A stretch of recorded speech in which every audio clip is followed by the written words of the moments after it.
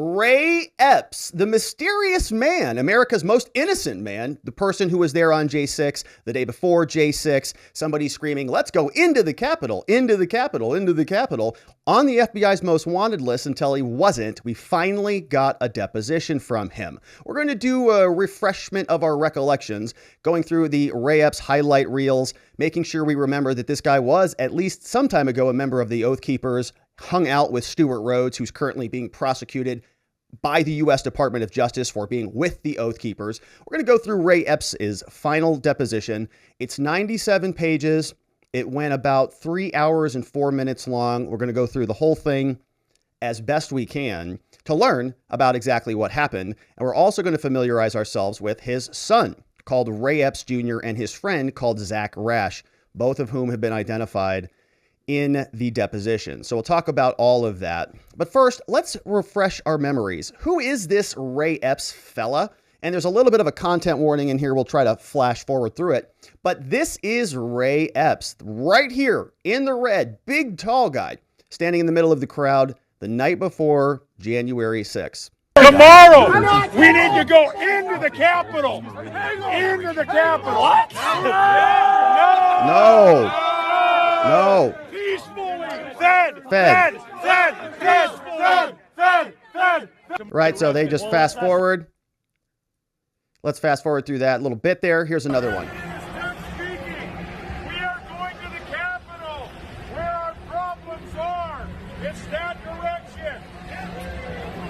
Please spread the word. All right, noted. Okay, but one more thing. Yeah, so can we go up there? No? When we go in, are we going to get arrested if we go up there? When we go in. You don't need to get Did shot. you arrest us all? There he is, right there.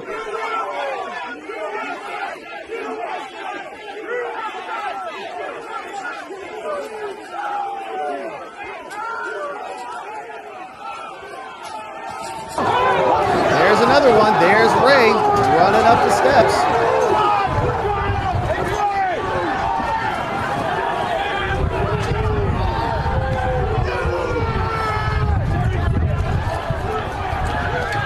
Running all the way up there. So Ray Epps was everywhere. He was all over the place, except on the FBI's most wanted list after they deleted him. Several different bits of history for our memories.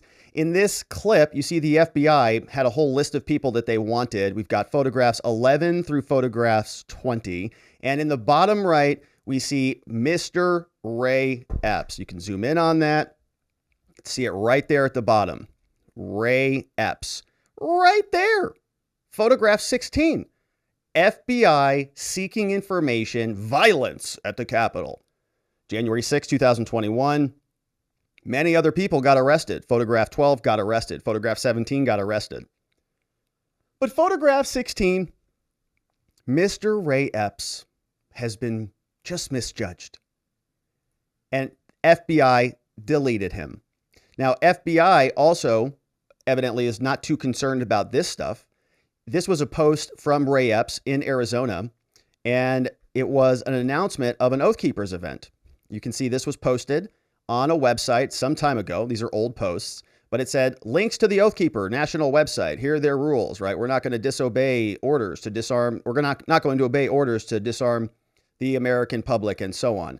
It was all in that posting, and there was more because Ray Epps, as you can see here, is in the photograph with Stewart Rhodes right there.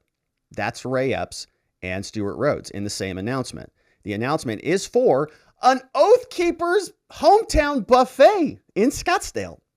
That was taking place back in 2011. So as you know, Stewart Rhodes, who's identified in this photo, standing next to Ray Epps, Stewart Rhodes is being prosecuted. He's being prosecuted by the U.S. Department of Justice for being involved in January 6th.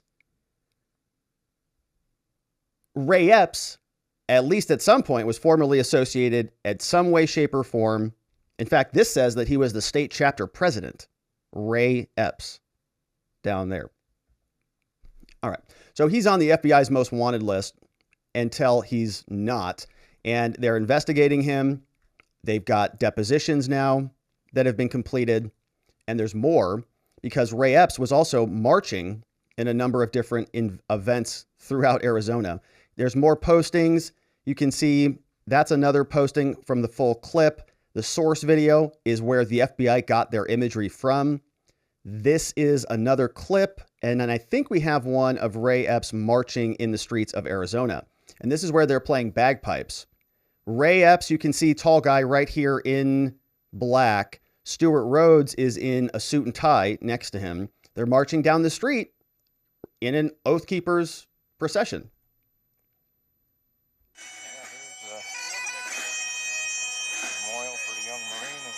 Memorial for a young Marine. Walking right together. You see them right there, hand in hand. So this is a close-up of the actual photograph of the march. You see Stuart Rhodes right there, along with Ray Epps in the background, and another clip of them walking together. You see the excerpts of them top left. So very convenient that they are just, all over the place. They're both Oath Keepers. They are both, or were Oath Keepers at some point in time, both wanted by the FBI. Only one of them has been prosecuted. But now let's take a look at the actual deposition itself, now that we have an idea of what actually occurred. And it is 97 pages long. The select committee to investigate the J6 attack on the Capitol. Hey, this happened back on Friday, January 21st, 2022, involving Ray Epps, the guy we've all been wanting to hear from for quite some time. The interview here was held via WebEx. Oh, great. It was virtual? They didn't even do it in person? It started at 1:04 p.m. We're going to see it last about 3 hours. Not a lot of time. Now, who was there during this interview? We've got Schiff, Murphy, Aguilar, and Kinzinger, the sole alleged Republican on the committee. The committee, as we've talked about, is illegally constituted. They're supposed to have a certain number of members on the committee, 5 of whom should have been Republican. They were not done that way. It was a shall in H.R. 503. That law was violated by themselves. Nobody held them accountable because they said separation of powers, which is true. But even by their own rules, they're in violation of their own House bill, so it's illegal. That being said, let's see what this sham of a proceeding has for us. Appearances, please. For the select committee, who is there? All of these individuals, a chief clerk, don't know the name. Researcher, don't know. Investigative counsel, unknown. Technical advisors, we've got DHS is in the house. We have chief investigative officer, counsel, lawyers all over the place. So we've got about a dozen or so people who are there on the panel asking Ray Epps questions. Ray Epps has a couple people there. Looks like John and Andrew Blischek. And I'm presuming that those are lawyers. And if we search for them, they are lawyers. And that's interesting. They're here in Arizona. And they're criminal defense lawyers. Oh, and personal injury lawyers. All right. So they're Arizona lawyers because Ray Epps is probably still roaming around Arizona somewhere. So Ray Epps sits down for the interview, and you're going to notice there's an interesting phrase where they say that we'll go on the record at 1:04 p.m. So don't know if that's when the conversation started, but they go on the record at 1:04 p.m. And put a pin in this because when we get to the end of this transcript, they're going to go off the record right before Ray Epps asks his final question. They say, Ray Epps says, can I ask you a question? And they say, sure. And he goes, are we off the record? They say, not yet. Hold that question, Ray. And then they go off the record and then he asks the question. What is the question? We'll never know. But they start the conversation at 1:04 p.m. Somebody from the committee says, good afternoon, Mr. Epps. All right, this is a transcribed interview of Mr. James Ray Epps conducted by the fake illegal committee to investigate the protest pursuant to H.R. 503, which we don't even follow. They say, at this time, I'd ask the witness, Ray, to state your full name, spell your last name for the records. He says, yeah, it's James Ray Epps, EPPS Senior, I'm innocent. He says, thank you. Okay, so this will be a staff-led interview, and members, of course, they may choose to also ask questions throughout this interview, right? In the room today, we have redacted. We have this person also redacted, and this person, everybody. A part of the reason you do these things is so everybody can introduce themselves and feel like they did something that day. Just, oh, what'd you do today, honey? I sat around a panel and a bunch of other people asked questions. Wow, that sounds amazing. So we also have members present. We've got Murphy, and Crying Adam Kinzinger is also in the house. And so just to be clear, he says, did I miss anybody who wanted to be announced here today? Anybody else that I miss? Because they all want to be in the transcripts. They all want to be in the records. Like it's like showing up for attendance. Mr. Epps, you're voluntarily here for this transcribed interview. Okay. At this time, could your counsel please state your name? He says, yeah, I'm John. I'm going to be representing this person. Committee says, so there's an official reporter who's transcribing those, and please wait until each question is completed. Otherwise, they can't get your responses. If you don't know the answer, simply say that. I want to remind you, it's unlawful to provide false information. Do you understand that, Ray? Yes, I do. Also, at this time, just joining the call is so-and-so, Chief Investigative Counsel, late. And he says, good afternoon, Mr. Epps.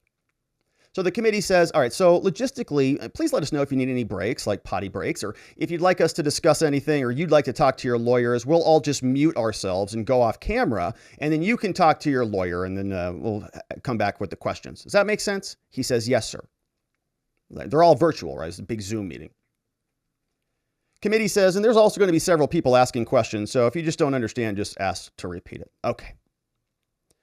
So first question is Mr. Blischek, lawyer. Starting off, can you please tell us a little bit about your background and your education and where you're from? And Mr. Blischek, the lawyer, says, I didn't know I was going to do this. What? The lawyer's sitting there going, what are you talking about? The question says, so, Mr. Blischek, starting off, please tell us a little bit about your background and like where you're from and your education background. The lawyer's like, what are you talking to me for? Weirdo. Committee's like, oh, sorry, you're not Mr. Epps. He says, I'm sorry. Mr. Epps, not Mr. Blischek. I don't need to talk to you. You're the lawyer. Oh, duh. I apologize. He says, oh, Mr. Epps, sorry. Tell us about your background. He hasn't had his coffee for the afternoon. He says, sorry, not you, Mr. Blischek. The lawyer's like, whoo. Holy crap, I thought I was under deposition here. I thought I was going to have to answer some questions. Woo. Got out of that one. So Mr. Epps, he says, all right, sure. All right, my background. Born and raised in Mesa, Arizona. High school, did some college. Things that I needed, business, personal finance, that kind of stuff. Oh, that's nice. And tell us about your career, Ray.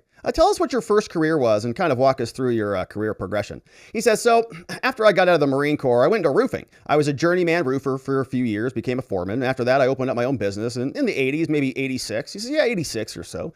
And off and on, we followed the work. I ended up in Vegas. I met my wife. We were married back there and moved to Arizona. Vegas wedding. I might have missed this. And how long were you in the Marine Corps? 4 years. What was your job there? Infantry. In the Marines, did you ever work in law enforcement, Ray? No, sir. How about the FBI? You ever work for the FBI? No, sir. Mr. Epps, this is not the first time we're interviewing you. Is that correct? No, sir. It's not the first time. We also met with you back in November. Is that right? Yes, sir. Oh, so that's question number 1. Are we going to be getting a copy of that interview? So we have a November 2022. No, that was a November 2020 interview because this took place what day? January 21. So that was a November 2021 interview. And we're looking for transcripts for that one. And we have not seen them yet. He says, yeah, we talked in November. So today we're going to go through a lot of the same topics that we went through in November, okay? Just to kind of give you a highlight of what we're going for because they say we loved your answers back then. So just do that again. We love what you said. The first thing I want to talk about is, I believe, were you a member of the Oath Keepers at one point? Which obviously he was. We saw him marching around. He says, yeah, I was. Is that correct? I was. Can you please tell us how you came about joining the Oath Keepers, how long you were in it, and what your experiences were? He says, oh, there was oh, geez. He says, gosh, I think it was called the 9/12 March. I think the Tea Party took credit for it or tried to take credit for it. I don't know. I took my dad to Washington, the first trip I've ever been there. We met the Oath Keepers there. We went to a dinner. I thought they were pretty great, pretty stand-up guys. They were law enforcement, prior military or other people that, they wanted to know more about the oath. And so I joined them. What year was that? He says, I'm thinking like 2009, 2010. How long were you there? I don't know, probably a couple of years. Do you have any roles there? He says, I oversaw Arizona as a chapter president, which we saw. And why did you eventually leave? He said, well, there was a push to, not a push. He said, well, Stewart Rhodes. There was some things going on in Washington and Portland. I think it was Portland. Yeah. I think that's when Antifa had first come out, and we were seeing a lot of things. They were burning things and they were doing different things on the news. And he thought it would be wise if we were to go there and to try to direct them, get in them and direct them to do other things, other ways. I didn't agree with that, so we kind of just split ways. Okay, got it. He said they were too radical, too radical for my likes. So I wonder if they were saying things like they should go into the Capitol building. He says, thank you. Great job, Ray. Love that answer. Beautiful. Keep going. He says, okay, so now I want to fast forward from the couple of years that you were in the Oath Keepers all the way to 2020, now that we got that out of the way. Did you support former President Trump in that election? He says, yeah, I did. And during this period around the election, did you have concerns about how the election went in 2020? I did. Okay, what were your concerns? He says, well, there was a lot of hype around it. You listen to some of the hype, but I try not to judge it. But we had something happen on our property and on our farm, and we have 2 addresses on our farm. It's kind of unique. And on one of the addresses we lived at, we do not live at, we received 5 ballots. Well, no, we received 3 ballots and we received 2 ballots at another location.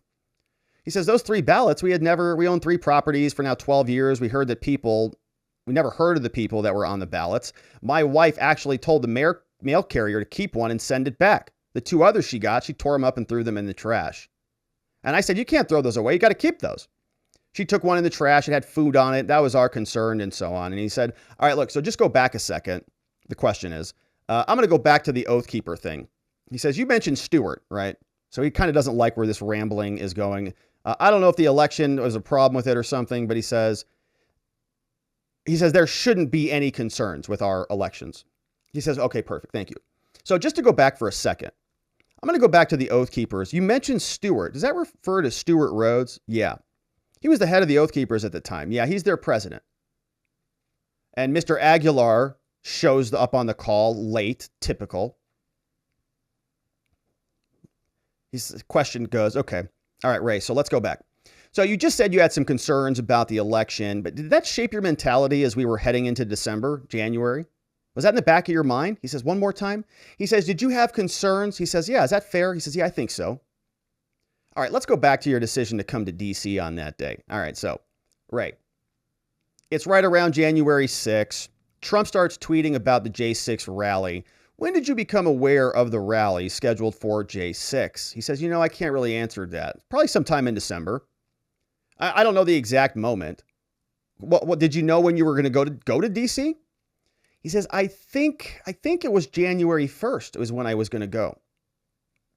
Now, Kinzinger's like, is squirming in his chair. He's like, I got a question over here. I don't. So he says, I think Kinzinger has a question. And he's like, yeah, I do. Thanks. He says, hi, Mr. Epps. Just real quick, because I don't want to go back to the Oath Keeper thing after we moved on twice. But he says, just when you talk about the Antifa side of things, were you saying his goal, talking about stewards, was to kind of infiltrate and influence and like partner? Or was it like influence and sabotage or stray differently? If you know that answer, I was just wanting to know, says Adam. He says, I believe he was going to try to turn them to our way of thinking. Kinzinger says, understood. Thank you. So the question comes back. He says, sorry, I missed that. When did you say you were going to go to D.C.? Just approximately. He says, I think around the 1st of January. Approximately is good enough. Was anyone else going? Like family or friends? Did they influence you to go? And he said, well, yeah, my son was going to go. And he had let me know that he was going probably by the end of December. So our workload wasn't going to allow us to go. But at that point, my wife found out that Jim, his son, was going. And Antifa stuff, all this stuff. So there was a lot of stuff going on at the time. And so my wife was worried for his safety. So we decided to make arrangements so that I could be there. When you say Jim, is that your son's name, Jim? Yeah, Jim's my son. And okay, and he's, just to break that down a bit, your son invited you before you made the decision. Yeah. And you told him you couldn't go because you had work, right? Yeah. And so your wife stepped in and said, can you please go to protect our son? Is that right? Yes, sir. And what was the concern that your wife expressed to you about why she wanted you to go? His safety. What kind of safety concerns did you have? You mentioned Antifa, but can you explain that? And Ray says, well, it's on the news. Like, they're showing cities burning to the ground, different things going on. Every place there's a demonstration, there's fires, people getting shot. And so she was quite concerned. I had my concerns as well. The lawyer chimes in, defense lawyer. And Mr. Blischek says, excuse me, I don't mean to interrupt here, but I think that he might want to supplement his answer by stating that you wanted to visit some family relics. Is that right, Ray? Family relics? Ray says, oh yeah, absolutely. Yes. Can you explain that to him? That's interesting. So it's like, I guess he's like coaching him. So the lawyer's helping him with his testimony. And the government's just like, yeah, sure, whatever. He says, so a family originated in Hopeville, Virginia. Peace treaty was signed at our family's property for the Civil War. A lot of family history there. And my son wanted to visit those things. Oh, yeah. So the son also was just going to visit some family heirlooms, and they wanted to go to that experience together. Beautiful. So the question back from the committee is like, so this turned into almost like a father-son trip where you did some sightseeing. Yeah, they were just going to go see some family heritage. And you just happened to go to the rally as well. Yes, sir. What was the mood, Ray? What was the mood like? Family mood when you were deciding to go on this trip with your son? It was exciting. I was very exciting. I wanted to show him everything. Have you done this type of trip before with your son? Going sightseeing in Virginia? Parentheses, working for the feds? No, sir. No, sir. Eventually, we want to take our whole family there and do the history thing. We had to kind of live up to that. And they say, all right, can you pull up exhibit number 1? I believe these were text messages, Ray, you were just talking about with your family. I just want to pull that up. I'll share the screen. And just scroll slowly, Mr. Epps, so they can read. Can you go back to the top there? It's Zoom, always a problem. So it looks like there's 3 people in this group chat. Do you recognize this? Is that from my wife's phone or mine? I don't know. You tell me. What do you think, Ray? He says, well, this is my son, Jim Epps. This is his wife, Bethany, and grandson. All right, keep scrolling down. All right, so they say, so this is January 1st, and it looks like your itinerary. It says, Dad's booked to join you in D.C. Okay, so keep scrolling. What was your son's reaction to the news that you were coming? He was excited. We were going to go together. So just to clarify, son wanted you to go. You said no, then changed your mind, and you went. Why did you change your mind? He says, well, at this point, I thought it would be a great vacation, and we're going to go see sights together. Who purchased the tickets? My wife did. What day? I don't know. Where were you staying? Well, I was hoping I could stay with my son. So we found a place. Youngest slept on the floor. Sucks for the youngest. Always happens. It was a Marriott. Okay. Going to a football game. Let's see what else. Who else was with you? Somebody named Nathan Jones? Who is that?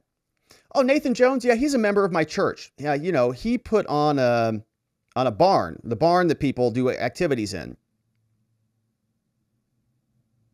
And so they're talking about the text messages.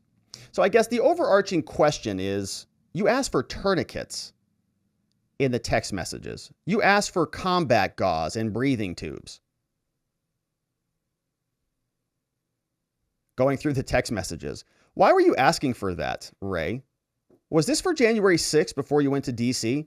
Was this what you were asking for? He says, no, this is before I left. This is what I was asking for because all the things going on in the country at the time, I thought, something could happen there. I was hoping for the best, preparing for the worst. So they're having text messages between Nathan Jones, and he's gathering all this stuff up. He admits he's got the text messages, and then it's weird. Tourniquets, gauze, breathing tubes. So it's fair to say, Ray, that you were maybe not anticipating, but if there was something that needed first aid at the Capitol, that you'd be prepared for that, right? And you said, correct. I'm sorry. I said Capitol. Was it the Capitol or DC in general? He says DC in general. Okay, can you help us, Ray, just understand your mindset? You've got gauze, you've got all this stuff. You think your son's going to get murdered there. So what is like your mindset as you're flying out to DC?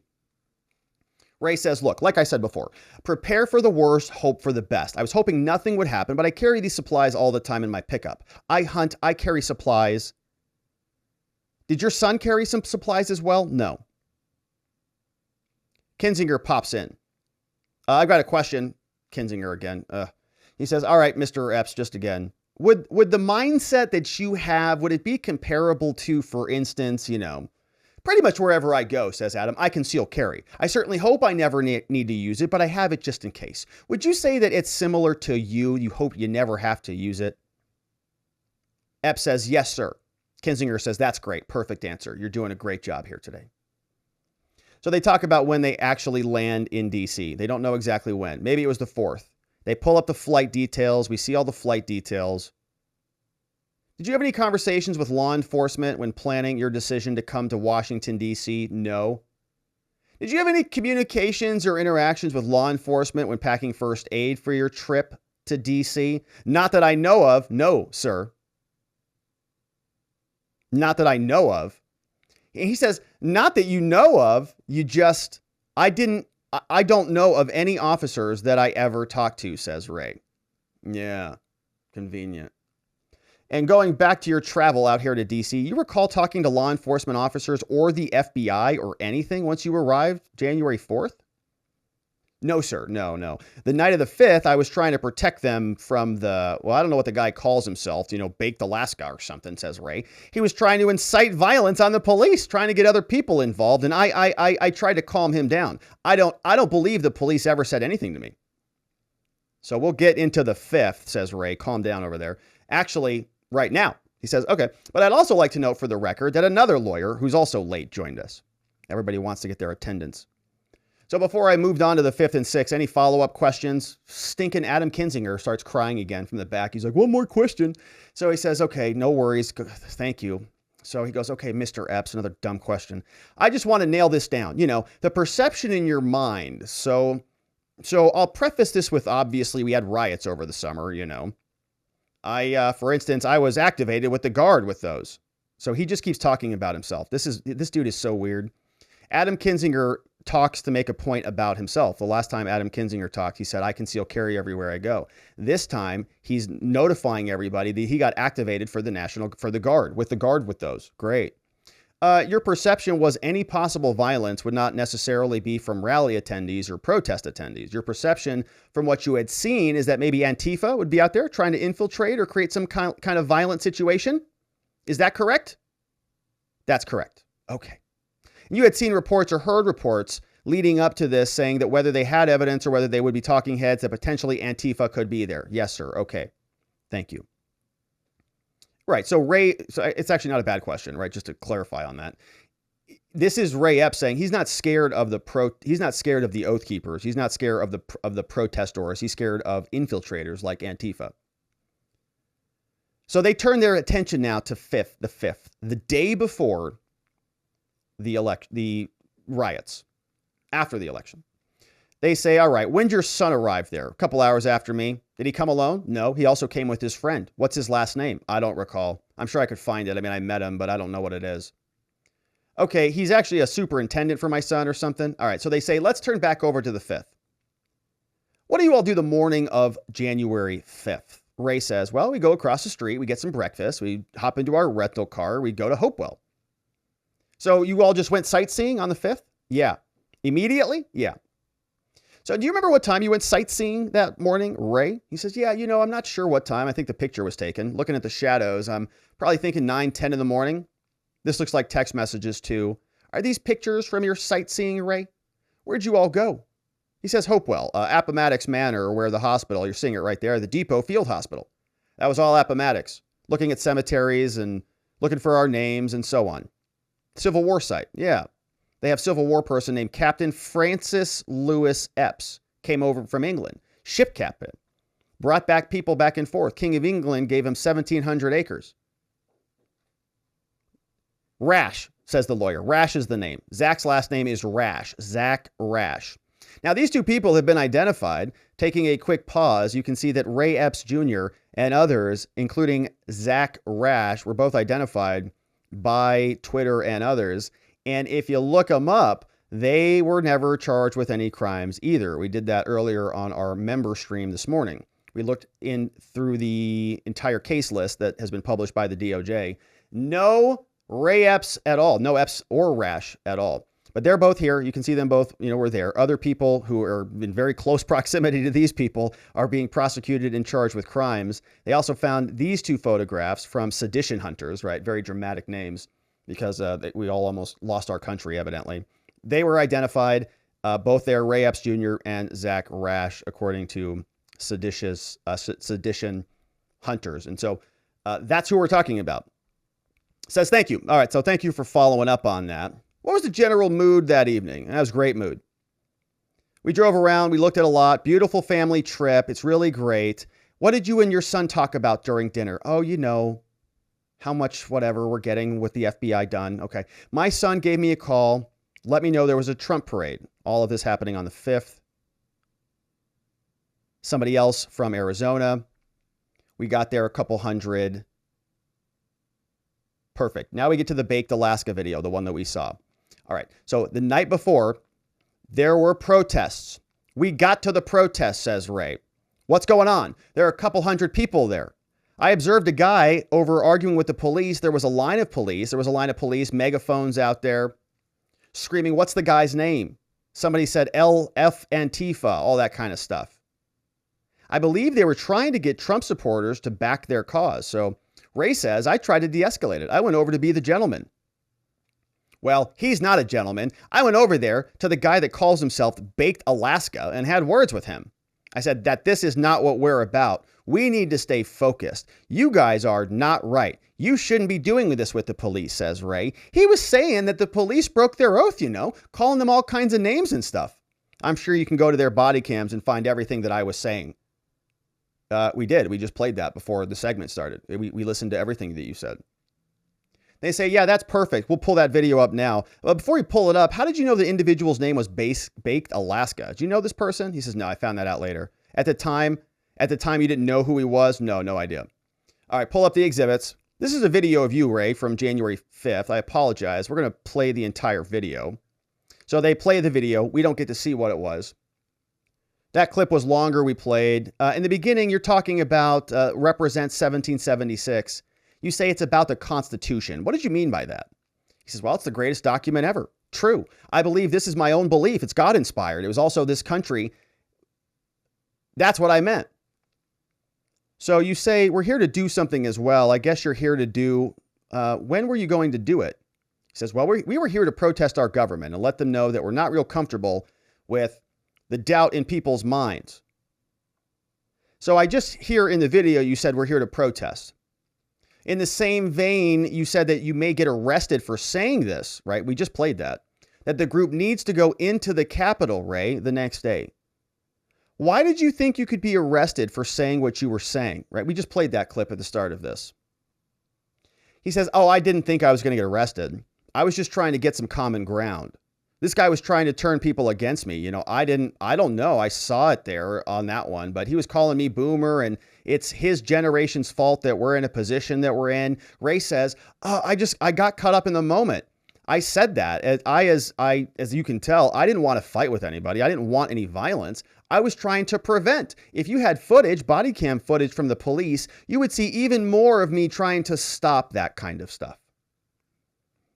So poor Ray just got a little bit scared and didn't know what to do. So he just started running his yapper to get everybody to not murder him, evidently. Let's play that again and see what Ray said. Tomorrow, we need to go into the Capitol. Into the Capitol. What? No! Peacefully. Fed. Tomorrow? I don't even like to say it because I'll be arrested. What? Let's not say it. We need to go. I'll say it. All right. We need to go in. Shut the fuck up. All right. So That is Ray Epps. That's what he said. Now, he's very nervous. You know, I just got scared. I thought they were going to murder me and attack me, and so I just had to say what I had to say.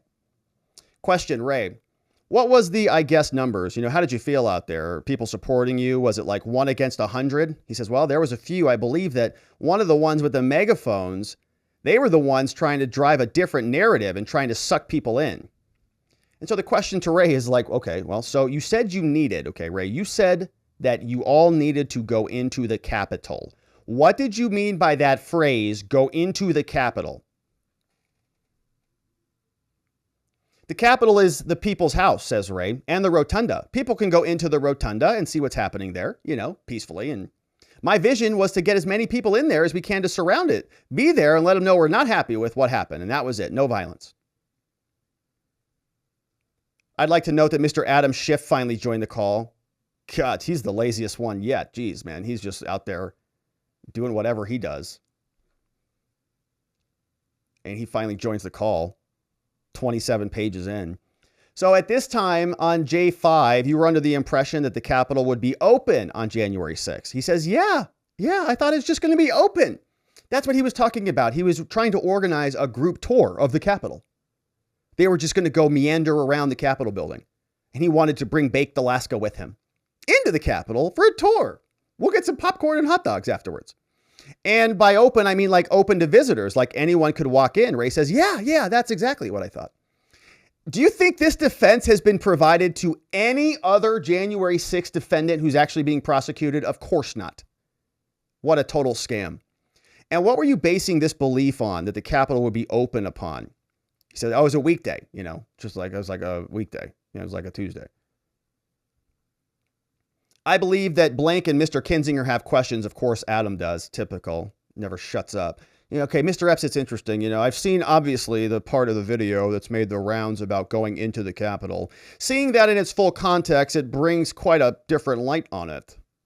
One question I had specifically is when you said specifically go into the Capitol and the crowd chanted no. In the short context, the one that's making the rounds, it looks like they didn't agree that we should not go into the Capitol. I have a different perception seeing it in the full context now. So he explains away that video, right?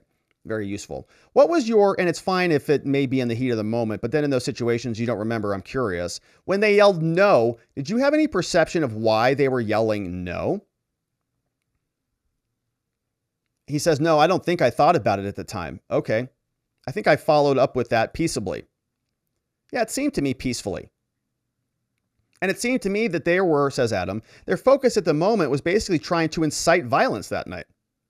You were trying to stop violence that night. Is that an accurate assessment on my end, says Adam Kinzinger, who evidently can't see what we saw in the video, which is very obvious. Tomorrow, we need to go into the Capitol. Into the Capitol. What? No! Look at his face. You can see his face. He doesn't like that response, right? He knows he sort of failed right there. He's like, oh man, that didn't go all that well. Everybody says no.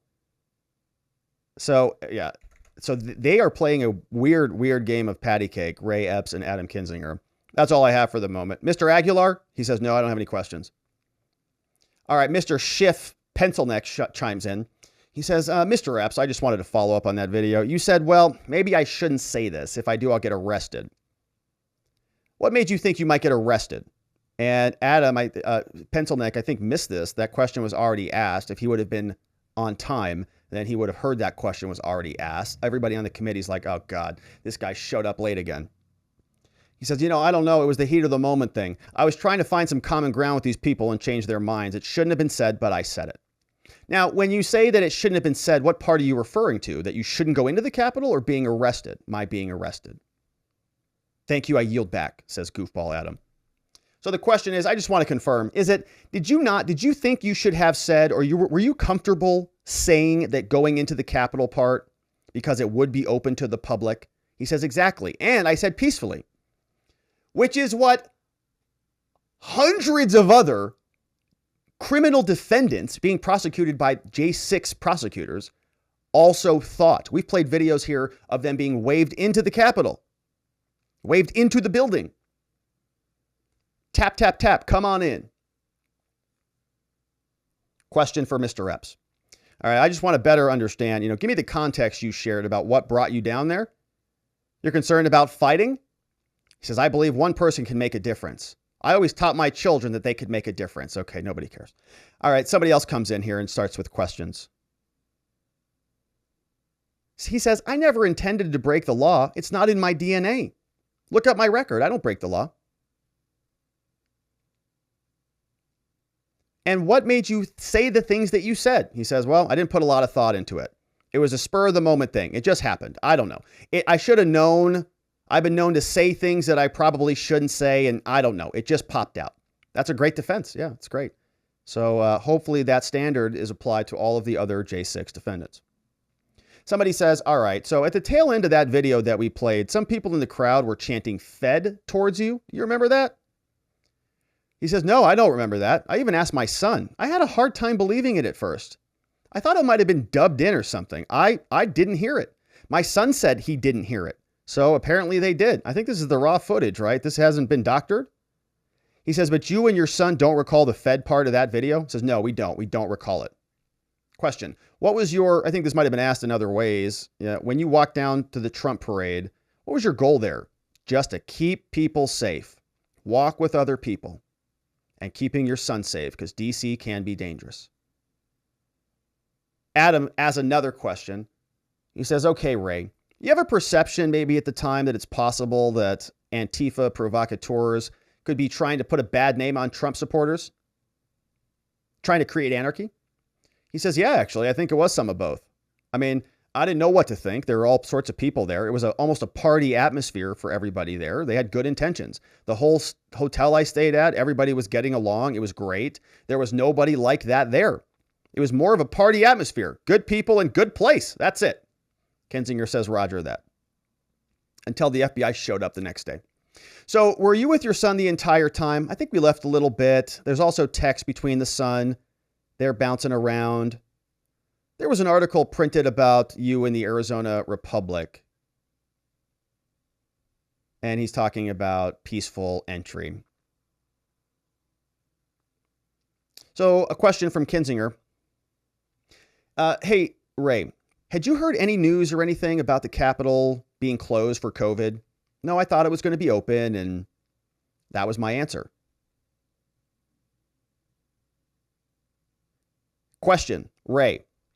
At any point on January 5th, we've asked this question a number of times, but let's just focus on January 5th. Did you coordinate or speak with any law enforcement officials from the FBI? No, sir. How about the Metro Police? No, sir. The CIA or the NSA? No, sir. Any other law enforcement officials other than the folks you mentioned earlier? No, sir. They talk about going back to the hotel. And we're going to fast forward to January 6th. And we're here. Talking about phone records. So let's walk us through the day. All right, Ray. Tell us what you did the morning of January 6th. He says, oh, well, that morning we got up early. We went across the street, convenience store, a little kitchen in there, got some breakfast sandwiches, and headed out to the plaza. There were quite a few people there, but the crowd hadn't shown up yet.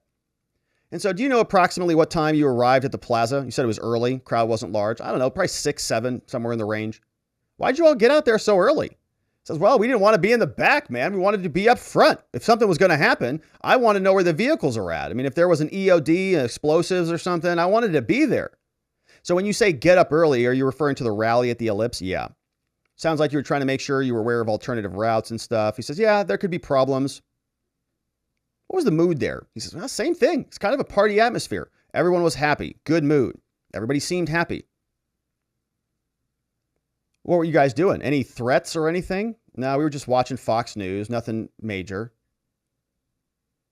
So the rally started, and we were there for the beginning. Yeah. How long did you stay? He says, well, we stayed all the way up to President Trump. Why did you leave when Trump started speaking? Well, Ray says there was a group that started running towards the Capitol. I mean, they were moving quite fast. And I just thought, you know what? I want to be out in front. I'll get up there. And on the way up there, I noticed that there was some of the same people that were there the night before, and they had blowhorns. They were trying to incite people and stir things up. I thought it important that I get up there, and I did. That's the scene that we saw. Kinzinger? Adam says, let the record show that you've been joined by a 4-day-old. So he must have his baby in his hands. This dude is just the weirdest. He says, Mr. Epps, I want to ask you that you talked about the mindset getting to the rally and getting there early. Was it possible that your understanding was there was Antifa provocateurs there? He said, yeah, terrorists, something like that. It's just better to be prepared. So, Ray, you said that you started heading towards the Capitol. Yeah, right as Trump started speaking. He wasn't too far up into the speech. You remember what time? Was it your intention to go into the Capitol or go to the Capitol when Trump was done speaking? Yeah. And where did you get the idea that you had to go there after Trump's speech? He said it was pretty common knowledge. Everybody kind of knew it. Everybody was talking through it that way. Did anyone tell you to announce this direction to the crowd to go to the Capitol after Trump's speech because you were doing that? Why were you instructing the crowd to go there after the speech? He says, look, I was just pointing in the direction of it, trying to show them where it was at and making sure we would be there. But did anyone tell you to do that? No. Any law enforcement officials instruct you to say that? No. What was your purpose? As I said before, I just had some questions I thought we could protest. So you started walking to the Capitol, right? Yeah, right after Trump started speaking.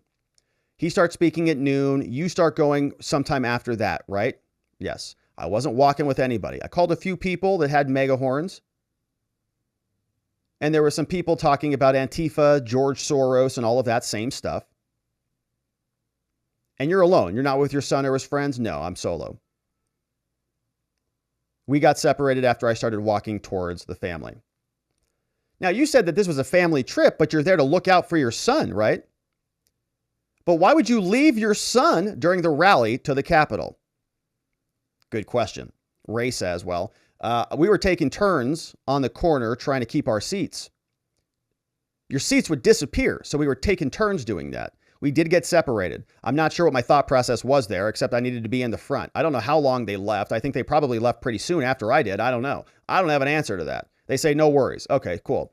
So no worries about him not being able to answer his entire basis for going on the trip, which is to protect his son. He's no longer protecting his son. Got it. You said you wanted to get out in front just now, I guess. I think you have alluded to this before. Why? He says, well, for a few different reasons. Why you wanted to get out in front as you started walking to the Capitol. Why? Ray says, well, a couple reasons. One, we were cold, man. We were freezing our butts off. It was cold out. If we were going to get in the Capitol, I wanted to be inside just to get some warmth. My son had referenced the same thing. We weren't dressed properly for their fake insurrection. And two, I didn't want any fighting to break out going in the wrong direction. So at this point, Marines are always in front, not at the back, says Ray. But you're still assuming that the Capitol is going to be open. True? Yes, that's true. And what was the mood? He says the megaphones were out. There was more of a we've got to get there now type. The majority of people were going in there. You know, they were not your grandmas and grandpas. You know, they weren't us fat guys, he says. Probably people in the mid-20s, mid-30s. I didn't notice any of them had uniforms on or anything. And off to the left, I was looking at the Capitol, that first barricade. If you looked out to your left, I noticed a group. There was 20 or 30. They looked like they were in uniform, like a khaki-looking uniform with an orange hat. I didn't know who they were. I thought to myself, they're not. They're going away the other way for the moment. I said, they've got something else going on that's not a part of this. Oh, very interesting. I didn't know who they were. A group, 20, 30, looked like they were in uniform, khaki-looking uniform. Later on, my son told me he saw that as well. I don't know who that was. I'm sure you could identify them if you look at the film. Orange hats stood out? Orange hats, I think. Exhibit 10. Moves on. Khaki or green, I'm not sure, but they were uniforms. They play a video. Exhibit 10, don't know what it is. Video is shown. Thank you. Moving on. So just to help us with the timing, if you left at noon, what time do you think you got to the Capitol? Did you stop anywhere? No, I went straight to the Capitol. I think I stopped to use one of the restrooms. So approximately like an hour or 30 minutes. How long did it take you to walk there? No, not that long. Maybe 20 minutes. I'm sure it looks like you're on the west side of the Capitol. You're talking to an individual in a red shirt and you're not with your son, right? No. So describe the scene here. Is this right when you first arrived at the Capitol? Had you been there for some time? What's going on? This was right when I got there. I don't recall saying that to him. I told a lot of people that day to drop things. I said a lot of people, put that down. I don't recall doing that at that point. I mean, it's not in my DNA to break the law. I don't know how they got footage of that because I don't know. I don't ever remember saying that at that point when we go in. I don't remember that. There's a redacted question by somebody. What is this redacted question?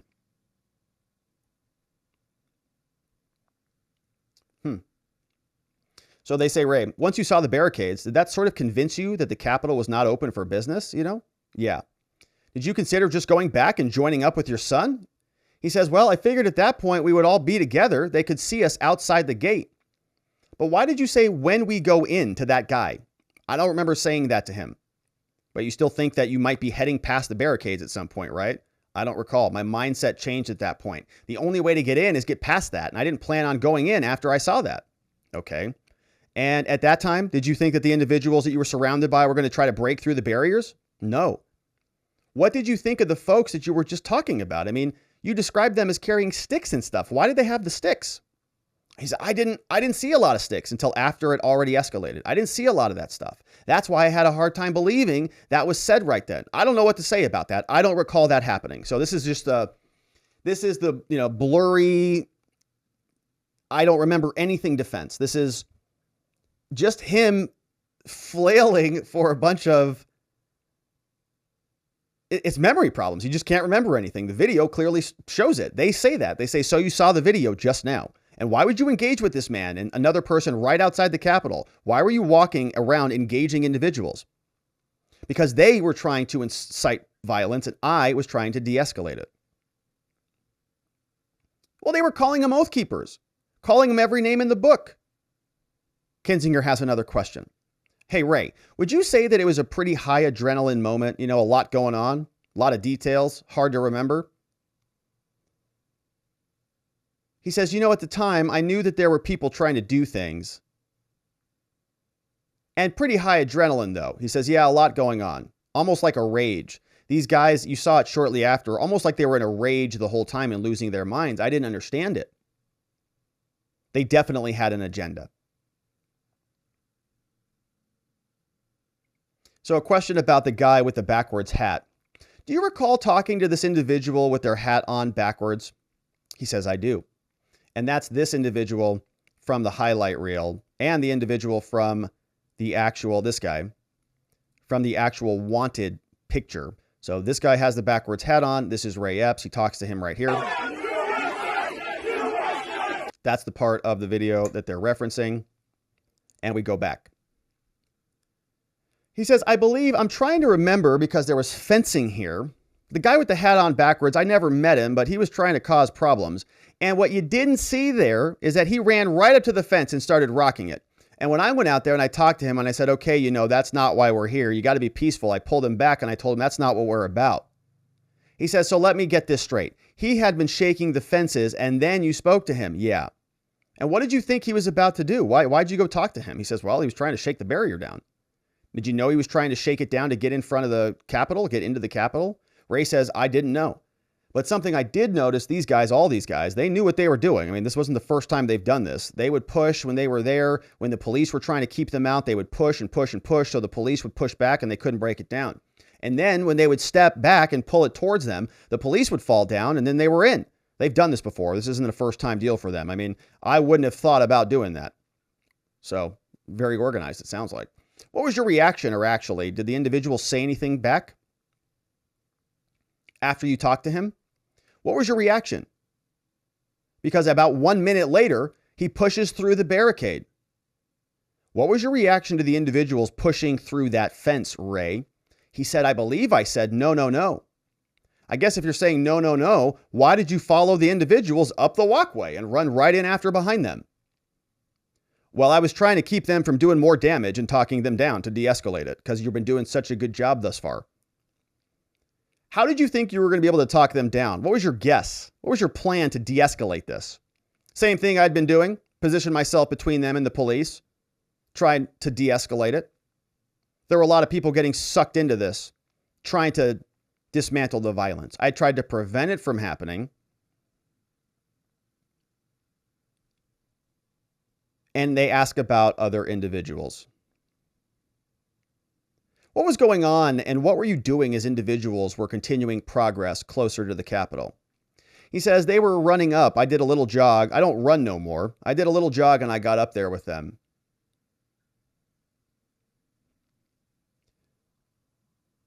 And they look at text messages. They pull up some text messages. It's from your wife's brother. This is a message that you had the day after. So there's a text where Jeff says to your wife, it says the following. Jeff says to Ray's wife, "Your very naughty husband is not wearing a mask. You better put him in the doghouse for 2 weeks to quarantine when he gets back. COVID-19 is no fun." There's a photo there in the text. You know what I'm talking about, Ray? Yeah, he's a nurse. Okay, well, the question is, and I don't know blank, but if you're able to find that one, but in connection with that text message, he sent a photo that I believe is of you talking with the guy in the red hat and that we've just seen in the video. Did you know that Jeff was there at the time too? No, he was not there. So how did he get that photo? I think he's computer savvy or something. The picture looks like it came from Twitter.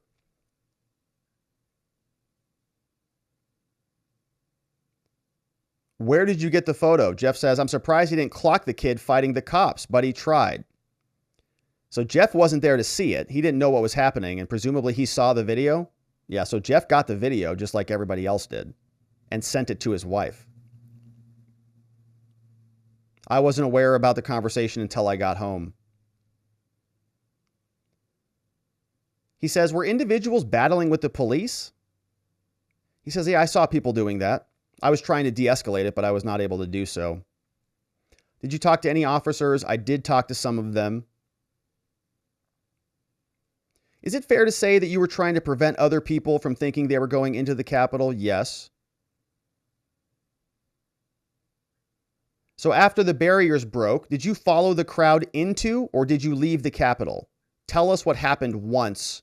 He says, "Okay, look, I took a couple of steps in and I just looked around and I was sick. There was a lot of tear gas, a lot of bad stuff going on. So I started to leave and I heard somebody screaming for a medic. So at that point, I had my first aid kit. At that point, I went in." Ray Epps went into the building. A lot of other people went into the building. They were also trying to help people. They were also there because they thought the Capitol was open. They were actually escorted in, tapped in by the police. Also trying to help and be useful. They're been prosecuted. Ray Epps has not. They also don't remember a bunch of stuff, have a bunch of adrenaline going through their heads, probably also cold and wanted to get inside. All of the same excuses this guy is offering here are the same reasons that many other people had as their foundation for a defense that were overlooked. So he went up there and found an individual laying on the ground. He was lifeless. I felt down on one knee, took his vitals. His heart was fibrillating almost. It wasn't beating properly. Another medic showed up. I said, "He's not breathing. Somebody do CPR." And he said, "Let's find out if he's epileptic." I lost my voice because I was telling people, "Emergency, emergency, please clear the way." We got to the lawn. There was a tree. We propped him up on the tree. He said, "I don't need 911. I'm fine." That was the end. Ray says, "I looked back. I saw people crawling all over the Capitol, climbing the walls. It made me ill. I decided to go back to there was no point in going back. It had gone beyond to what I wanted it to be." So the question is, okay, so Ray, so you took a couple of steps in. Where did you take a couple of steps in? I want to make sure we're understanding. You said you took a couple of steps in. It's like a platform. I walked onto the platform. Tear gas kind of overtook me. I'm thinking, crap, now what? I started walking back out. I heard somebody yelling for a medic, so I got them. Oh, I think it was the platform before you go into the building. Oh, before you go into the building. Okay, that's where the guy was laying right there. Oh, so it's just close. It's the platform outside the west part of the West Plaza. Is that what you're saying? So maybe not actually into the building, just on the platform of the building. So they're trying to distinguish this. So is the platform that you said you took a couple of steps up to, that's on the other side of the Capitol around 2:12 p.m. So you weren't up that high on the Capitol area. No, I wasn't anywhere near that. No. Right. And so one of the things that we've been curious about is what's the distinguishing factor? Why are some people prosecuted for J6 offenses and others are not? How do they separate the cases out? One theory has been that it's about entry into the Capitol building. Of course, there's a bunch of people being prosecuted who never stepped foot into the Capitol building. Some people, like Enrique Tarrio, weren't even there in D.C. on the day of January 6th. So they're trying to sort of, I think, define why Ray Epps is not included. Pull up Exhibit 14. This is a area. Here's a text message from Dalen, Ray's nephew. Text messages. Nephew says, "You and Jim be safe." Wow. It looks like around 9 a.m., Ray, your nephew texts you. It says, "You and Jim be safe." That's Ray's son. And around 2:12 p.m. on January 6th, you texted back. Said, "I was in front with a few others. I also orchestrated it." It's a weird thing for Ray Epps to send. I also orchestrated it? Question is, this is the exact same time of the video that I just played. Help us understand this text, Ray. What did you mean by orchestrate? What did you orchestrate? He says, well, I just meant that you have to understand our relationship, uncle, nephew. We hunt together, we fun with each other. We do that kind of stuff. And so what I meant by orchestrate is I helped get people there. I was in the front with a few others. I also orchestrated it. At that point, I didn't know they were breaking into the Capitol. I didn't want windows to be broken. I didn't know anybody was in the Capitol. If I answered him, it means that I was on at 2:12 on my way back to the hotel. So you're now away from the Capitol, right? And when you say I was in front with a few others, what are you referring to? I was in the front. I guess I'm trying to understand. I mean, I guess, why are you telling your nephew that? He says, well, I was pretty proud that we were all there. I mean, I wasn't proud of some people, but for the majority of the people there, they were pretty peace-loving people. I mean, they were like me. The atmosphere was good, except for those people that were trying to take it in a different direction. And the people that were trying to take it in a different direction, were these the type of people that you were talking to trying to de-escalate? He says, yeah. And going back to the platform, I want to make sure I understand. Did you go up like stairs at all? There's several levels of that. Yeah, I did go up some stairs. The ones under the scaffolding, or was it, he says scaffolding. I never got to the sides. I was in the middle by the scaffolding, the big area. Okay, and you kind of stayed that area that whole time? Anyone have any follow-up questions? Rep Murphy chimes in. Who are the people who wanted to take this thing in a different direction? Can you tell us who those people were? I can. The FBI, the feds. Ray says, no, I can't. I don't think. I assume that they were probably Antifa, but I don't know. So as you were engaging with them and trying, as you said, to connect them, how are you trying to connect them? Well, it wasn't that. It was like, I'm upset with two guys. We've got to be peaceful, Okay. Any other questions? So a little bit more on the word orchestrated. It was me being, how do you say? You would have to understand the relationship. It's like, yeah, I took credit for it, but I didn't know I was taking credit for it. If you scroll down, the question was, did you go in? I didn't answer him because I didn't get back on the phone, but I believed what I'm seeing, the damages these morons did. We didn't see the whole picture. So he's communicating without knowing the full information. I wasn't talking about the damage and all that stuff. Like when I said orchestrated, I wasn't taking credit for that. Getting people there? Yeah, I was taking credit for that. I was taking credit for it. So you were proud of orchestrating the energy, the march to the Capitol, the expression of strongly held views about the election, but not happy about the violent part, the part that made you turn away, right? Yeah, exactly. I mean, it's an embarrassment. It took away what they did, took away from everything. Who's going to listen to anybody when something like that happens? Yeah, it's exactly why they wanted it to happen, right? It makes it very convenient to go after an entire political party at this point. So the question says, yeah, well, it's interesting to me that, you watch these videos and you emerge as a leader. You're there trying to talk to people, talk sense into people, and no one appointed you or asked you to do that, but you took it upon yourself. Now, tell me more about those decisions. Did you see yourself as a leader, as an orchestrator? Ray says, no, I just know in my mind what I wanted to see. And that was a peaceful demonstration. I wanted our elected leaders to see that we had questions about the election and we failed. So I wanted to know we need change so this doesn't happen again. So they say, but you are proud of orchestrating that. He says, orchestrating's the wrong word, okay? Okay. I don't know what the right word is, but orchestrating. My wife has told me over and over, you shouldn't say things that you don't, I shouldn't have used that word, says Ray. Well, what's a better word now? Well, if you, upon reflecting and listening to the good advice of your wife, which all of us should always do, shout out to the wives out there, what would have been the better word, Mr. Epps, to use to characterize your conduct? I helped people get there. I see. Fair enough. Thank you. What was your goal? Peaceful demonstrations. But you had concerns? I did. And, Trump, was the president's rhetoric about the election something that influenced you? Well, I'm sure he played a role in it. Let's take a look at these text messages. So they share text messages back and forth. You've had anxiety about COVID? Yeah. Miss Murphy chimes in. Sir, if I can paraphrase what I think you're saying is that there were Trump people, okay? There were Trump supporters there who were peacefully just trying to show their presence, but they had concerns. You believe that those who moved the event in a different direction, a more violent direction, were not actually Trump supporters, but Antifa. Can you tell me why? And then there were some Trump supporters who got caught up in that moment because they were encouraged by Antifa. Is that right? Yeah, I think so. I don't know. I can't say that there were Antifa. I just know that I went to one other Washington march. It was a 9/12 march. It was totally peaceful. I think there was one arrest. Somebody was there. They arrested him, but they weren't part of it.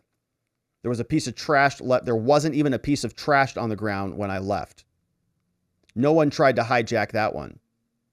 So what led you to believe that these were Antifa? Well, watching what happened in Portland and across America, who else would it be? Great point there, Ray. Have your views on Antifa and infiltrating, has it changed now looking back over a year? No, not really. You got to remember, I haven't been watching the news. I turned it off in January. It's really depressing. So going back to J6, Ray. So you sent that text to your nephew saying that you orchestrated this. What did you do when you left the Capitol? I went back to our hotel. I tried to call my son. Phones weren't working really well because the cell towers get overloaded in those situations, and the batteries were going dead. They told me how to get to the next Marriott, and he's traveling around. I came outside, I started walking, and he says, there's ambulances all over the place. Somebody told me, they said, you need to take your Trump hat off and hide it. I said, why? And they said, well, because they just shot 2 Trump supporters down the street because they had their Trump stuff on. So I put it away. I found a gentleman that had pulled up, had a Trump hat on. He was in the car, and I told him, I'd be glad to pay you to take my room, but we just had a shooting down the street. They shot 2 Trump supporters. He took me to my hotel and I went upstairs. Started watching the news, found out really how bad it was. It really saddened me. What a terrible day. When were you able to connect with your son? They got separated in the crowd. Jim had been trying to get other people out, helping older people and stuff. His friend showed up. Jim didn't show up for quite some time. Your son did show up before the curfew. Yes, he did. We watched the news the rest of the evening. Got back to Arizona the 7th. On the 7th, actually did some tours. And the question. So I just want to recap on January 6th. Did you talk to any FBI agents at all while you were in D.C. on J6 or J7th? No, not that I'm aware of. Anyone from the CIA or NSA? Not to my knowledge, sir. Anyone from the Metro or Secret Service? Not to my knowledge. The officers on the steps, I apologize. I talked to them, you know. So when you were saying things on January 6th, when you were out there screaming into the Capitol, when you were de-escalating, which he wasn't, or when you were whispering to the guy with the hat on, were you doing that because you had been instructed to do so by the FBI or the CIA or the NSA? No, sir. Had you talked to anybody, FBI or otherwise? No. No text messages, no types of law enforcement communications that day? No. No additional questions. They look at their phone records. Text message from January 6th. Never heard of that person. You got another message from Paul Carver. Does that sound familiar? Yeah. Does he work for the FBI, the CIA? Not that I'm aware of. Did you discuss your plans with him? We saw calls from Scott Epps. Does he work for the FBI? No. There were calls from Daryl Epps. Does he work for the FBI? No. What number was that? They're talking about Twitter and the rest of his phone logs. And so this wasn't a conversation with the FBI or the CIA. So you see this little game they're playing with us right now, where they are walking us through his entire call log. And they're saying, oh, is this an FBI agent? Let me call this. Do you work for the FBI? No? Great. Right. Ray's doing that on every one of them. Which I'm wondering if they're also getting his secret Fed phone as well. Did they get the secret Fed phone records also? Probably not coming into this line of questioning. They get a lot of spam calls. Never heard of that one. Never heard of that one. Do you speak with the CIA? No. Do you speak with the FBI? No. Do you speak with Metro PD? No. Question from Kinzinger. Did any federal agencies at all talk to you about any federal agencies at all? Or did you talk to anybody prior to J6? No. You mentioned your brother-in-law. Is that how you became aware that you were listed on the FBI's wanted list? Yeah. How'd you find out about that? Well, he sent a text to my wife, had a picture of me in it. And so let's go through this. He said it had a picture of me in it, and she asked him how he got it. He said it came over Twitter. Turns out I'm on the FBI's most wanted list. I didn't find this out. I believe it was on the 8th. I had immediately after we talked to him, we called him and talked to him about it. Immediately after the phone number called the FBI number. Yeah, they pull up the photo. That's the graphic you saw? Yeah, that's the one. Is that your brother-in-law? We scroll down a little bit. Yeah, he calls. I was on hold forever with the FBI. So you called the hotline. We saw it on your records. How long between that time did you call? My wife called. Why did you want to call so quickly? What went through your mind? The FBI records show that you were on the phone with them for an hour. Was it a full hour? No. He says, I talked to somebody. They said, okay, hold on a minute. They recorded it. You probably already have that. Don't recall what the next steps were. First time you talked to the FBI was on January 8th? Yes, sir. It looks like there's another text message that happened on the 12th. Any suggestions on a good attorney?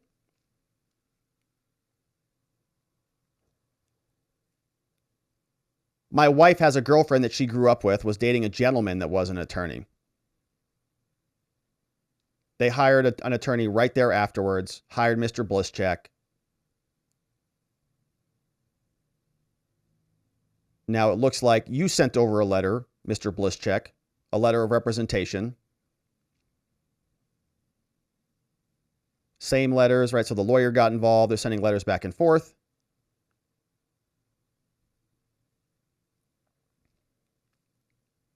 They take a 5-minute break for some reason at 3:45. They come back 2 minutes later at 3:47. Ray Epps still has his mic muted. Ray. He unmutes himself.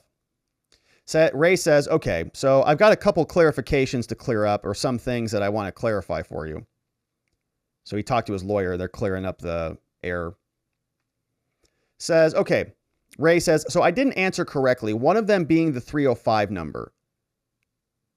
He says, there were some YouTube videos. All that stuff was sent to me. I never answered it. I didn't know anything about it. I didn't know who this was. I don't know who this was. Clarified. The other, he says, Jim. So when Jim was interviewed by the FBI, I wasn't aware of this, but he provided pictures and a timeline and all this stuff. And when we got to the Capitol, he was no more than 30 to 40 feet away from me at all times and had pictures to document that. And that's what he turned into the FBI. I was not aware of that. So Ray sounded like he was just sort of meandering around. His son was on his own. Ray was on his own. But apparently his son kind of was in eyeshot of him the whole time. One more question about Carver, talking about a political group, a political action group, talking about, 5G technology and getting to the event early. Are there numbers on your call that may not have been saved in your phone?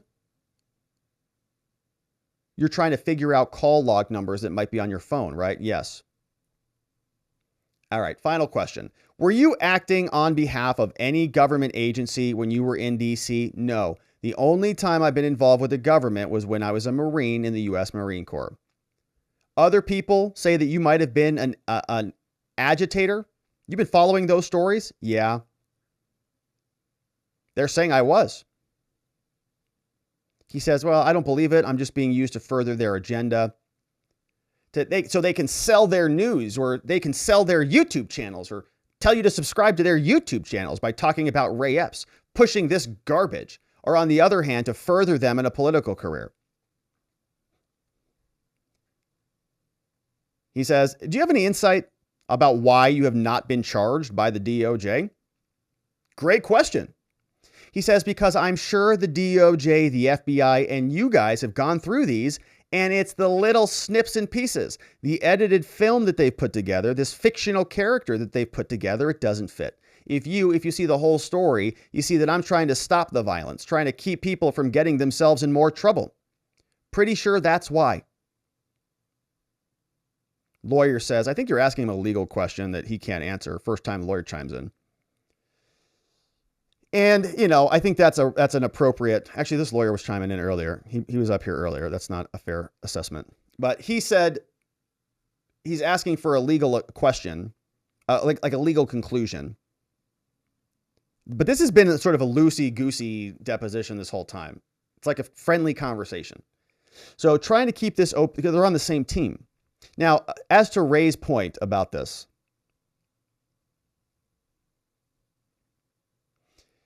this may very well be true, right? Let's say we give Ray Epps the benefit of every doubt. Okay, he's not a Fed. He doesn't work for the FBI. He's not somebody who is in on this. This would be a very nice standard to apply to everybody else who's not Ray Epps. A lot of other people there on J6 were not violent. A lot of other people were there peacefully protesting. A lot of other people did a lot less than Ray Epps. Okay, didn't say what he said the night before. Didn't do anything that he did the night before. And they're still being prosecuted. Some of them are still in custody. And he's not. So if we took this standard and they applied the Ray Epps standard to all of the other 900, you'd have a lot less to argue about. But Ray Epps was in certain portions on the property. He was almost one of the first people through the gates. Other people that we've talked about on this channel were waved in to the building. So the lawyer says, trying to keep this open disclosure, but if we're in an adversary hearing or more formal, I would object on the basis of the nature of the question. Understood. Okay. Yeah. So the lawyer's like, all right, let's get this thing back on track here. Okay. Because it's a loosey-goosey depot. It's like friends having a cup of coffee. Lawyer says, I'm charging him a lot of money. I got to take care of him. That's a good call there, John. John says, this may be a better question for you then. Are you aware? Do you have any understanding of why Ray Epps was removed from the list? And the lawyer's like, I'm not being deposed here, wackos. Upon information and belief, I believe he was removed shortly after he contacted the FBI or the FBI contacted me. Don't ask me any more questions.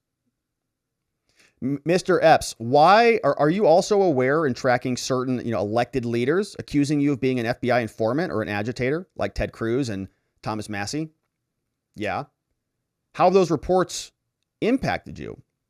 He says, well, I'm going to start with the most tragic, but give me a minute because I might get a little emotional. Get the Kleenex out. The lights dim. Some music starts playing. A little violin comes out. And then Ray Epps takes his moment to shine. He says, I have 38 grandkids, and one of them, inaudible, he starts breaking down. Those grandkids are being picked on at school because of what their granddad did. Because there's not a lot of Epps in the country. Now, these grandkids I've taught their whole lives, and their parents have taught their whole lives, and we obey the law. We choose to do right. We stick up for those that are less fortunate. We do those things. I'm a fighter by nature. I'm a Christian by choice. That's what we've taught our grandkids. Now, that's just part of it. The other part is my wife is not living in our home right now. We have death threats. Some of them are very credible and it's not good. Our business is we went from 5 to 6 weddings a week. Now we're down to 2 or 3 a week. We're not getting the calls. We're not getting we have these Google accounts and all these different things, and they've absolutely destroyed us.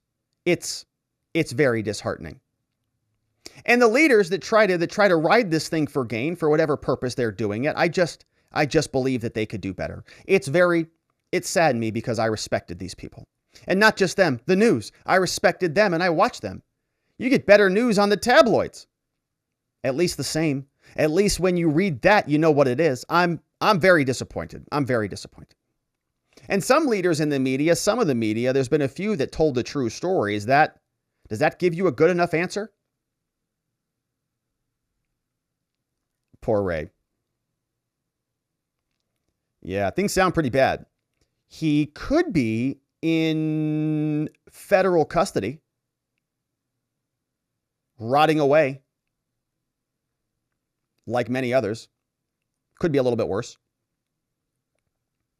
But they say thank you. I know that it's probably really difficult to talk about some of these. I'm going to go turn it over to Kinzinger, who never shuts up. I says, okay, Mr. Epps, thank you.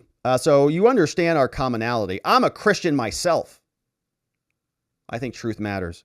And for me, so what have we learned from Adam? He's got a newborn. He served in the guard. He also concealed carries, and now he's a Christian. So as you know, for me, learning to tell the truth at Sunday school, he also went to Sunday school as a kid. And one of the first lessons I ever learned as a kid was to tell the truth. He has these weird intros every time he opens his mouth. It's weird. Just ask your question, Adam.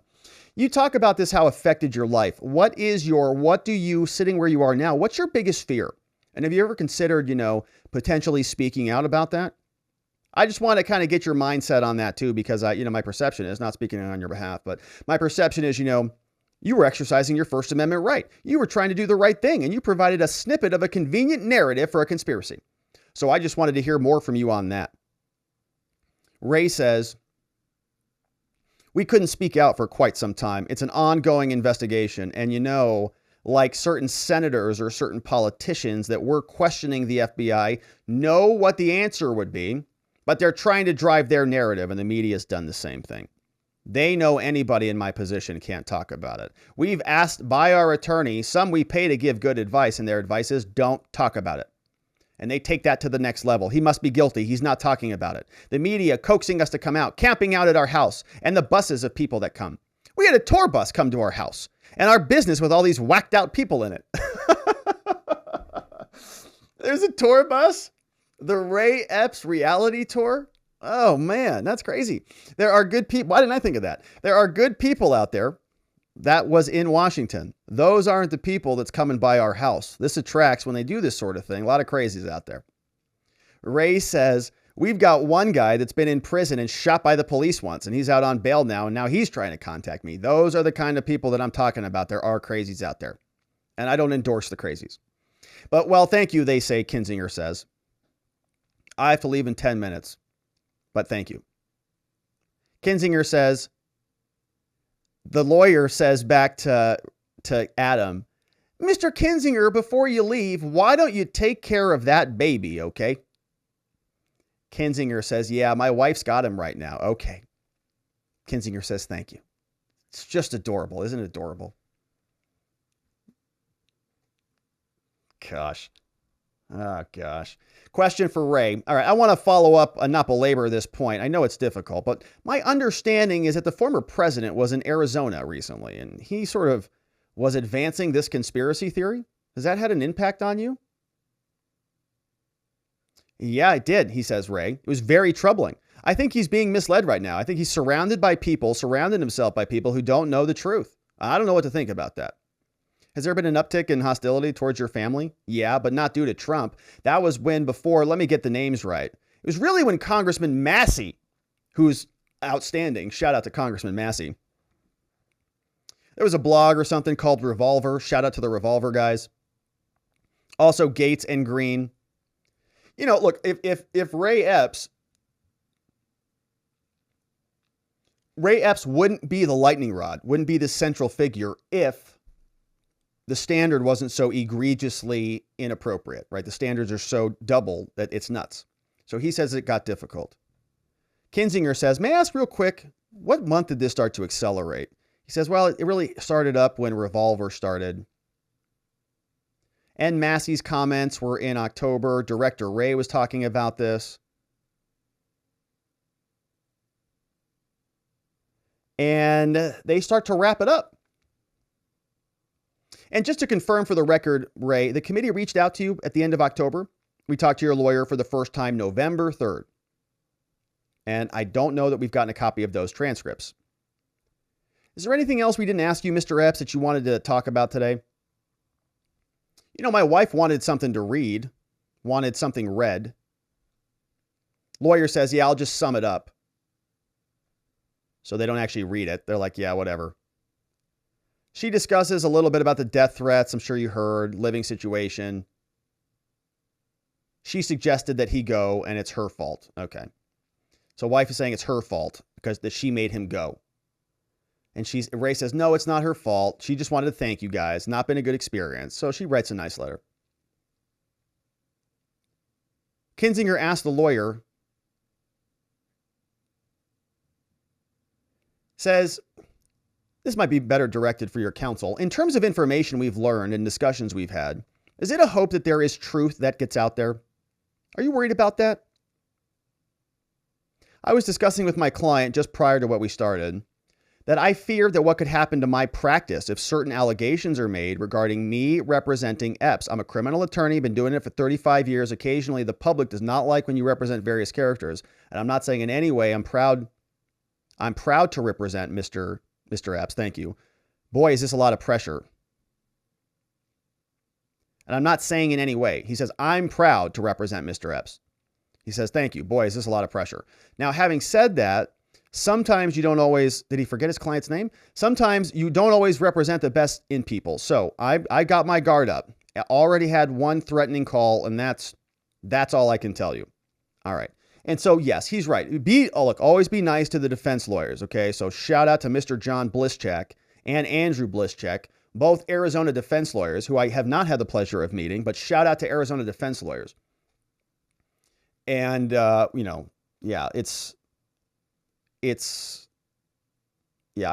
had people, do and say very, very nasty things because of who I have worked with and represented. So it should, right. I think that representing Ray Epps is a heroic thing to do, right? Representing Trump is a heroic thing to do. Representing the J6ers are heroic things to do, because anytime somebody feels like anytime a defendant is sort of thrown out or forgotten about, that's when you want to defend them the most. Derek Chauvin was another one. The whole world threw him away. Kyle Rittenhouse was another one. The whole world threw him away. Got to defend the people that people throw away. So shout out to the defense lawyers who are representing Ray Epps. So they say, well, Mr. Ray, Mr. Blischek, I'd like to thank you for all voluntarily coming in for this interview. Thank you for your time. I believe with that, we can go off the record. John Blischek says something. Oh, sorry. John says, I just wanted to comment. I'm just a little bit envious of that nice couch you got in your office. I don't have that in my office. I mean, damn, I got to go to Washington, D.C. So the recorder is still on. The recorders are still on, man. They're talking about the chairs, the office couches. Mr. Epps says, I've got a quick question. Mr. Epps says, Mr. Epps, yes. He says, okay, we're off the record, right? So they go over to the court reporter and she says, yeah, let's go off. We're off the record. Correct. Yes. We've gone off the record. At 4:08 p.m., the interview is concluded. And then that's when we finally get the real stuff. Ray Epps finally asks a good question. I've got a quick question. What do you think that question is? Before the transcript ends. All is certified by the illegally constituted J6 committee. What's Ray Epps' question? He says, when am I getting my final payment? Why won't Liz Cheney return my calls? Many different questions could possibly be there. And shout out to our sponsors over at 4patriots.com. My friends, a food shortage could be coming. Even in the United States, experts have written about this as recently as July. Drought, inflation, even new policies are pushing America's food supply near its breaking point. That's why survival food is more important now than ever. And you can create your own stockpile of the best-selling 4Patriot survival food kits ever. This is not ordinary food. We're talking about good for 25 years super survival food, hand-packed right in family-owned facilities in the United States, giving jobs to over 200 Americans. The kits are compact, they're sturdy, they're water-resistant, and they stack easily. They have different delicious breakfast, lunches, and dinners, and you can make these meals in less than 20 minutes. Just add boiling water, simmer, and serve. And right now, you can go to 4patriots.com. Use code Robert to get 10% off your first purchase on anything in the store, including this 3-month survival kit. You'll get their famous guarantee for an entire year after your order, plus free shipping on orders over $97. They're called 4Patriots because a portion of every sale is donated to charities who support our veterans and their families. Go to 4patriots.com. Use code Robert to get 10% off. That's 4patriots.com. Use code Robert. Start building your own stockpile today. That's right. Get that calorie supply locked and loaded so that you have it ready in case you ever need it. Hopefully you never do, but the world is crazy. But that is the full deposition of Ray Epps, America's most innocent man, the person who, despite being there on the Capitol, screaming at people to go into the building, the person who walked onto the property, the person who broke through the barricades with the initial penetration of the rioters, all of it is not enough to convict him. He is free. The J6 committee allowed him to continue on. Of course, we'll continue to cover that. Thank you for following along wherever it is you're watching this video. The J6 saga will continue. And of course, we will continue to cover it. Thank you for subscribing wherever it is you're doing it. And I'll look forward to seeing you on the next one.